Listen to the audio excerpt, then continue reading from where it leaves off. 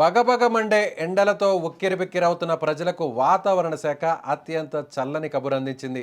ఆకాశం నుంచి నిప్పులు కురుస్తున్న వేళ ఉపశమనం కలిగించేలా వర్షాల రాక ప్రారంభమైంది. దేశవ్యాప్తంగా ఎప్పుడెప్పుడా అని ఎదురు చూస్తున్న నైరుతి రుతుపవనాలు ఎట్టకేలకు కేరళ తీరాన్ని తాకాయి.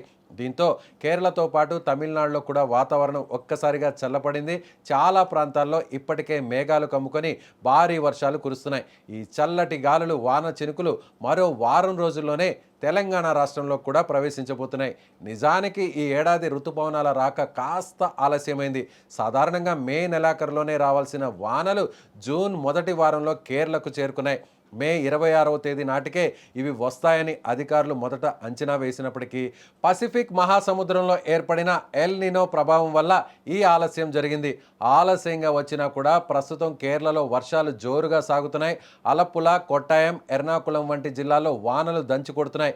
అక్కడ జనజీవనం పూర్తిగా తడిసి ముద్దైంది. పరిస్థితిని గమనించిన వాతావరణ శాఖ ఆయా జిల్లాలకు ఆరెంజ్ అలర్ట్ జారీ చేసింది. ప్రజలు అప్రమత్తంగా ఉండాలని సూచించింది. కేరళ సరిహద్దులో ఉన్న తమిళనాడులో కూడా వానల ప్రభావం గట్టిగానే కనిపిస్తోంది.